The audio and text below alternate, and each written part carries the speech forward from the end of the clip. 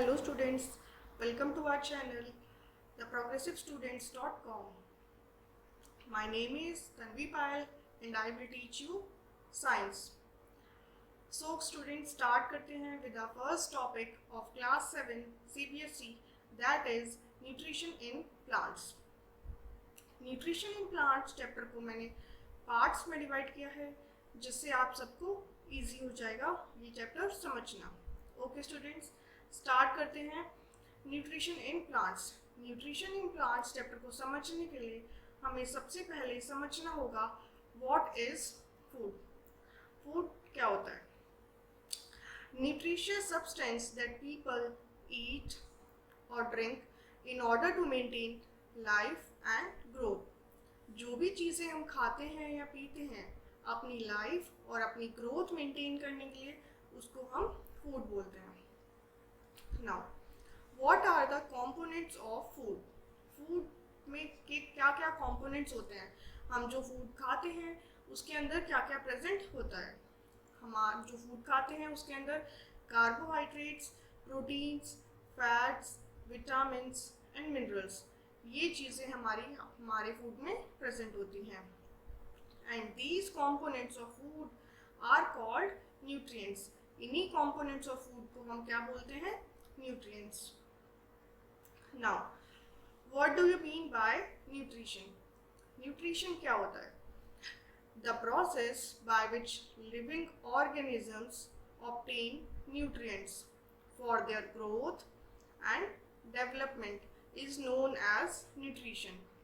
ये न्यूट्रिशन एक प्रोसेस होता है बाय विच लिविंग ऑर्गेनिजम्स अपना न्यूट्रिएंट ऑब्टेन करते हैं. अपना न्यूट्रिएंट ऑब्टेन किस लिए करते हैं? अपनी ग्रोथ के लिए और अपने डेवलपमेंट के लिए. उसको हम न्यूट्रिशन बोलते हैं. ओके स्टूडेंट्स, नाउ न्यूट्रिएंट्स के सोर्स क्या होता है? What is the source of nutrients? Food is the source of nutrients. जो भी खाना हम खाते हैं उससे हमें न्यूट्रिएंट्स मिलता है. And what are the advantages of food we eat? They provide energy to carry out various life processes. जो भी खाना हम खाते हैं वो हमें एनर्जी प्रोवाइड करता है to carry out various life processes. Now क्या सिर्फ एनिमल्स और ह्यूमन बींग्स ही खाना खाते हैं अपनी ग्रोथ के लिए? नहीं. Plants also need nutrients to grow and live. Plants को भी न्यूट्रिएंट्स की ज़रूरत होती है अपनी ग्रोथ के लिए, जैसे एनिमल्स और ह्यूमन बींग्स खाना खाते हैं अपनी ग्रोथ के लिए. Now what is the mode of nutrition? Nutrition के क्या क्या मोड होते हैं? There are two modes of nutrition. Nutrition के टू मोड्स होते हैं. First one is autotrophic nutrition and second one is heterotrophic nutrition. Autotrophic nutrition से हमें खुद समझ आएगा. Auto, auto means self. Auto means self. इसका मतलब है जो ऑर्गेनिजम्स अपना खाना खुद बनाते हैं उस प्रोसेस को हम ऑटोट्रॉफिक न्यूट्रिशन बोलते हैं. एंड ऑटोट्रॉफिक, अपना खाना कौन खुद बनाता है? प्लांट्स. प्लांट्स अपना खाना खुद बनाते हैं. And who are the heterotrophic nutrition? What is the heterotrophic nutrition? एक प्रोसेस जिसमें ऑर्गेनिजम्स अपना खाना खुद प्रिपेयर नहीं कर पाते, इसलिए वह डिपेंड करते हैं अपने खाने के लिए प्लांट्स पर. नाउ ऑटोट्रॉफिक न्यूट्रिशन समझते हैं. ऑटोट्रॉफिक न्यूट्रिशन क्या होता है? It is a process in which organisms prepare its food from the simple inorganic material like water, mineral salts and carbon dioxide in the presence of sunlight. एक process होता है जिसमें organisms अपना खाना prepare करते हैं. किसकी हेल्प से? Water, mineral salts and carbon dioxide की हेल्प से. एंड किसकी प्रेजेंस में? सनलाइट की प्रेजेंस में. उस प्रोसेस को हम ऑटोट्रॉफिक न्यूट्रिशन बोलते हैं. Now who are the autotrophs? Autotrophs कौन होते हैं? They are the organisms that are capable of producing their own food using substances available in their surroundings. वो organisms जो अपना खाना खुद बना सकते हैं, उन organisms को हम autotrophs बोलते हैं. And the example is, अपना खाना कौन खुद बनाता है? Plants. Plants अपना खाना खुद बनाते हैं. Okay students, now what is heterotrophic nutrition? Heterotrophic nutrition क्या होता है? It is a mode of nutrition in which organisms are unable to prepare its own food, so that depends on others for their food. एक mode होता है nutrition का इन विच organisms अपना खाना खुद प्रिपेयर नहीं कर सकते, तो वो डिपेंड होते हैं दूसरों पर अपने खाने के लिए. उस प्रोसेस को हम हेटेरोट्रॉफिक न्यूट्रिशन बोलते हैं. Now who are the heterotrophs? Heterotrophs कौन होते हैं? The organisms that completely depend on others for their nutrition. वो ऑर्गेनिजम्स जो अपना खाना खुद नहीं बना सकते और वो दूसरों पर डिपेंड करते हैं, उसको हम हेटेरोट्रॉफ्स बोलते हैं. They depend on plants and animals available in their surroundings. वो अपने प्लांट्स पे डिपेंड करते हैं और एनिमल्स पे डिपेंड करते हैं जो भी उनकी सराउंडिंग में होते हैं. Like first example is cow. Cow किस पर डिपेंड करती है? काउ प्लांट्स पर डिपेंड करती है अपने खाने के लिए. And second one is large animals like lion.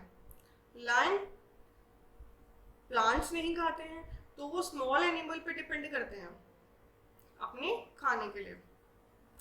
वो स्मॉल एनिमल पे डिपेंड करते हैं अपने खाने के लिए. Okay students, now how plants prepare their own food. Plants अपना खाना खुद कैसे बनाते हैं? क्या किसी को पता है प्लांट्स अपना खाना खुद कैसे बनाते हैं? Now mostly plants are green in colour. हम सब ने देखा होगा बहुत सारे प्लांट्स जो हैं ग्रीन कलर के होते हैं. वो क्यों होते हैं? This green colour is due to the presence of a pigment called chlorophyll. Plants का जो ग्रीन कलर होता है वो किसकी वजह से होता है? वो एक पिगमेंट की प्रेजेंस की वजह से होता है. उस पिगमेंट को हम क्या बोलते हैं?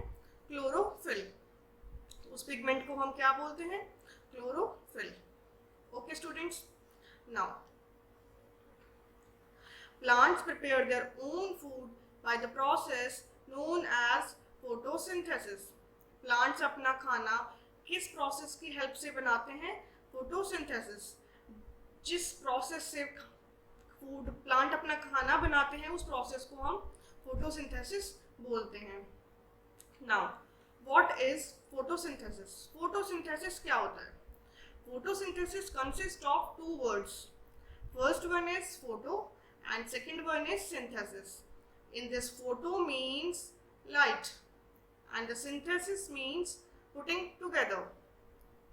Now, photosynthesis thus involves the process of putting together of ingredients like carbon dioxide and water to make food in the presence of sunlight and chlorophyll. Photosynthesis एक प्रोसेस होता है जिसके द्वारा वो इकट्ठा करता है इंग्रेडिएंट्स को. कौन कौन से इंग्रेडिएंट्स को?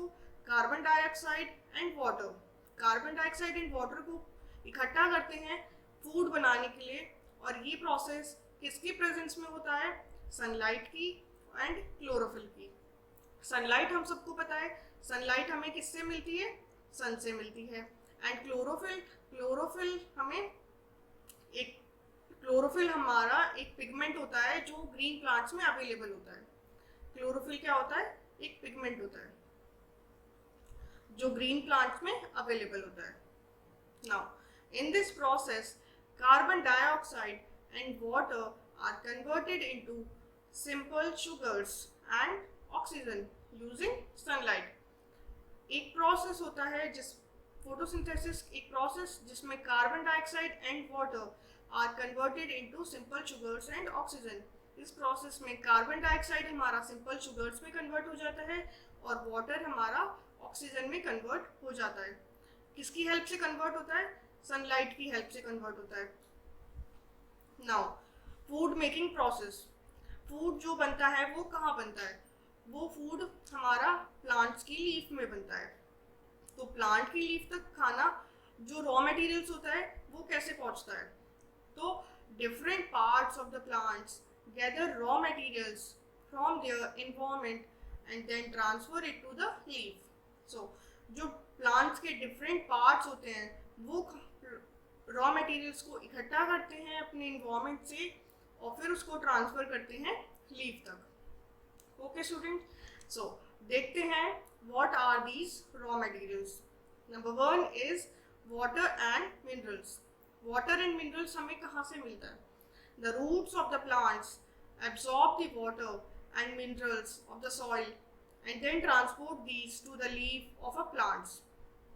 प्लांट की जो रूट होती हैं, जो भी प्लांट होता है उसकी जो रूट्स होती हैं वो पानी एब्सॉर्ब करती हैं, पानी और मिनरल्स को एब्सॉर्ब करती हैं सॉइल से। सॉइल से पानी और मिनरल्स को एब्सॉर्ब करती हैं और देन उसको ट्रांसपोर्ट करती हैं लीफ तक, प्लांट की लीफ तक उसको ट्रांसपोर्ट करती हैं। Where the food making process carried out, जहाँ पर फूड मेकिंग प्रोसेस चल रहा होता है वहाँ तक उसको ट्रांसफर करती हैं। And how they are transported? These are transported through tubular structure called as xylem. हमारा वाटर एंड मिनरल्स ट्रांसपोर्ट होता है लीफ तक, एक ट्यूबुलर स्ट्रक्चर होता है, उसको हम क्या बोलते हैं? जाइलम। जाइलम की हेल्प से वाटर एंड मिनरल्स लीफ तक ट्रांसपोर्ट होता है। Now second one is light. Light हमें पता है हमें कहाँ से मिलती है? सन से मिलती है, पर वो क्या डायरेक्टली मिलती है? नहीं। हमारे ग्रीन प्लांट्स में एक पिगमेंट होता है, उसको हम क्या बोलते हैं? क्लोरोफिल, जो ग्रीन प्लांट्स में प्रेजेंट होता है। Chlorophyll, a green pigment present in the leaves helps in the absorption of sunlight. जो ग्रीन पिगमेंट होता है क्लोरोफिल, वो हमारा सनलाइट को एब्सॉर्ब करने में हेल्प करता है, सनलाइट को एब्सॉर्ब करने में हेल्प करता है। It absorbs sunlight and convert it into chemical energy. जो क्लोरोफिल होता है वो सनलाइट को एब्सॉर्ब करता है और उसको कन्वर्ट करता है केमिकल एनर्जी में। वो केमिकल एनर्जी फिर हमें कहाँ यूज होती है? Which is use to prepare food. उस केमिकल एनर्जी को हम अपना खाना बनाने में, प्लांट्स अपना खाना बनाने में हेल्प करते हैं। Now third one is carbon dioxide. Leaves of the plants absorb carbon dioxide from the atmosphere. हमारे एटमॉस्फेयर में अब कार्बन डाइऑक्साइड कहाँ से आती है? आप सबको पता होगा, जो ह्यूमन बींग्स होते हैं वो जब सांस लेते हैं तो ऑक्सीजन को तो एब्सॉर्ब करते हैं और कार्बन डाइऑक्साइड को रिलीज करते हैं। ये जब कार्बन डाइऑक्साइड जो एटमॉस्फेयर में प्रेजेंट होती है उसको प्लांट्स की लीव्स एब्सॉर्ब कर लेती है और उसको फिर हेल्प करती हैं फूड मेकिंग प्रोसेस में। एंड ये प्लांट्स की लीव्स जो हैं वो कैसे एब्सॉर्ब करती हैं? देयर आर टाइनी होल्स और pores present on the surface of the leaves called stomata. Plant की लीव्स में कुछ टाइनी होल्स होते हैं या पोर्स होते हैं, उनको हम स्टोमेटा बोलते हैं। उसी की हेल्प से लीव्स कार्बन डाइऑक्साइड को एब्सॉर्ब करती हैं। Okay, now this process of photosynthesis occurs in the day time. ये प्रोसेस फोटोसिंथेसिस का डे टाइम में होता है अंडर सनलाइट, सनलाइट की प्रेजेंस में। रात को सनलाइट हमारी नहीं होती है, इसी वजह से वो सिर्फ डे टाइम में ही हमारा ये प्रोसेस फोटोसिंथेसिस का होता है। इसी वजह से उसको हम क्या बोलते हैं? Photosynthesis. Okay students, now photosynthesis process, इस प्रोसेस को देखते हैं। First, carbon dioxide is taken through tiny pores on the leaf known as stomata.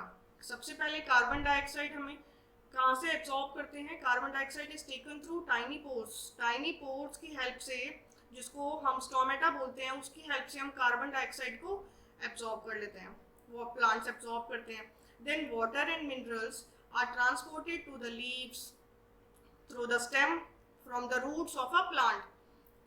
Water and minerals को ट्रांसपोर्ट करती हैं are transported to the leaves.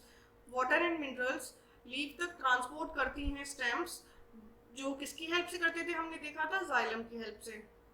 और ये कौन करता है, roots of the plants absorb करती हैं, फिर स्टेम की हेल्प से लीव्स तक वाटर एंड मिनरल्स पहुंचाती हैं। Then chlorophyll helps in absorbing the energy from the sunlight. Chlorophyll help करता है हमें सनलाइट एब्जॉर्ब करने में, और उसकी एनर्जी जो सनलाइट की एनर्जी होती है वो हमारी क्लोरोफिल केमिकल एनर्जी में कन्वर्ट करता है, और वही केमिकल एनर्जी हमें अपना खाना बनाने में हेल्प करती है। Then oxygen is released as a by product. Oxygen release होती है इस प्रोसेस में। इन दिस प्रोसेस उसी ऑक्सीजन को हम लिविंग ऑर्गेनिजम्स एब्सॉर्ब करते हैं। Okay students, now photosynthesis process. हम फोटोसिंथेसिस के प्रोसेस को एक इक्वेशन की हेल्प से देखते हैं। हमारा जो रॉ मटेरियल होता है फोटोसिंथेसिस के प्रोसेस में क्या क्या होता है, कार्बन डाइऑक्साइड एंड वाटर। जो हमारा रॉ मटेरियल होता है वो होता है carbon dioxide and water. This carbon dioxide and water is then converted into starch and oxygen. ये दोनों हमारे स्टार्च और ऑक्सीजन में कन्वर्ट हो जाते हैं in presence of light. Light हमारी सनलाइट होती है and chlorophyll. Carbon dioxide and water is converted into starch and oxygen in the presence of light and chlorophyll. This process is known as photosynthesis. Now, can anyone imagine life on earth without photosynthesis? क्या कोई भी अपनी life imagine कर सकता है अर्थ पे बिना photosynthesis के? नहीं। Why? Sun is called the ultimate source of energy. सन को हम अल्टीमेट सोर्स ऑफ एनर्जी क्यों बोलते हैं? Now all plants require solar energy to make their food. ये हमें पता है, हर प्लांट्स को सोलर एनर्जी की हेल्प होती है अपना खाना बनाने के लिए।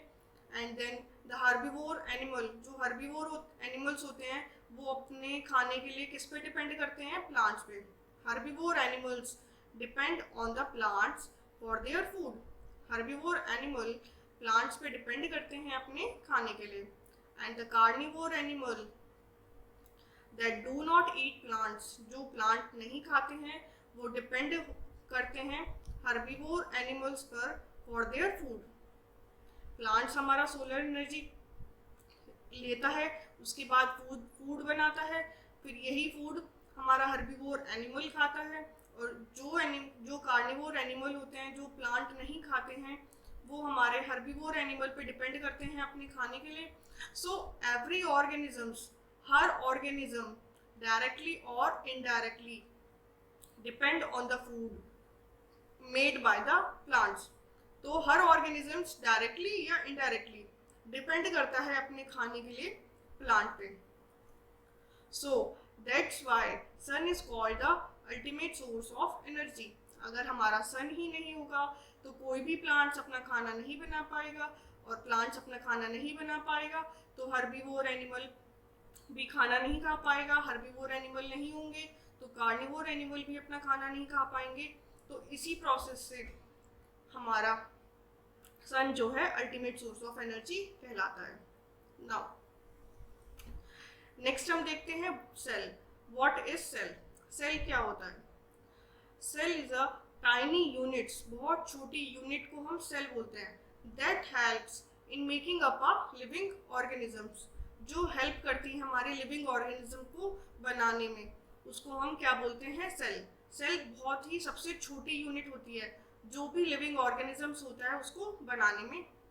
सो they are known as the building block of the life. तो हम उसको क्या बोलते हैं? Building block of the life बोलते हैं। Now What are the three major parts of the cell? Cell के हमारे three major parts कौन कौन से होते हैं? First one is cell membrane, then nucleus and then cytoplasm. तीन major parts होते हैं, cell membrane, nucleus and cytoplasm.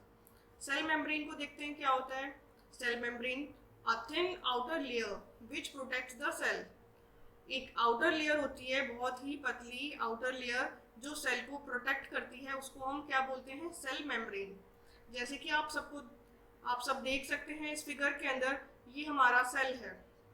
तो जो बाहर वाली आउटर लेयर होती है उसको हम क्या बोलते हैं? Cell membrane. Then nucleus, a spherical structure located at the centre of the cell. एक स्फेरिकल स्ट्रक्चर होता है जो सेंटर ऑफ द सेल पे लोकेट होता है and it performs various functions, बहुत सारे फंक्शंस करता है, इज नोन एज न्यूक्लियस। ये हमारा सेल में आप देख रहे हैं, यहाँ पे हमारा न्यूक्लियस है, सेंटर ऑफ द सेल में हमारा न्यूक्लियस है। Now third one is cytoplasm.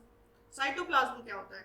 A gel like structure which surrounds the nucleus. जो न्यूक्लियस के आसपास होता है जेल लाइक स्ट्रक्चर, उसको हम क्या बोलते हैं? Cytoplasm. Okay students, now types of organisms. Organisms कितने तरीके के होते हैं? There are 2 types of organisms. 2 तरीके के ऑर्गेनिजम्स होते हैं, unicellular organisms and second one is multicellular organisms. Unicellular organism से आप खुद समझ रहे हैं, यूनी वर्ड जो आ रहा है, यूनी वर्ड किसको डिनोट करता है? 1। तो यूनिसेलुलर ऑर्गेनिजम्स क्या हो गए? जो ऑर्गेनिजम्स सिर्फ 1 सेल से मिलके बने होते हैं उसको हम यूनिसेलुलर ऑर्गेनिज्म बोलते हैं। And then multicellular organisms, multicellular में मल्टी वर्ड आता है and multi means many. Many means जो ऑर्गेनिजम्स बहुत एक से ज़्यादा सेल से मिलके बने हुए होते हैं, मल्टी सेल्स होते हैं, उसको हम बोलते हैं multicellular organisms. Now unicellular organisms को देखते हैं।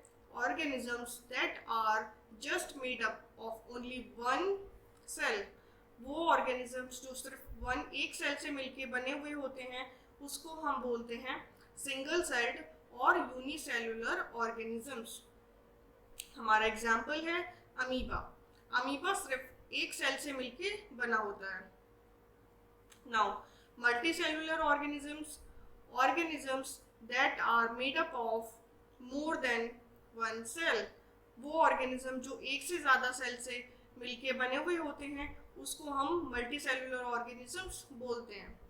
Example are all human beings.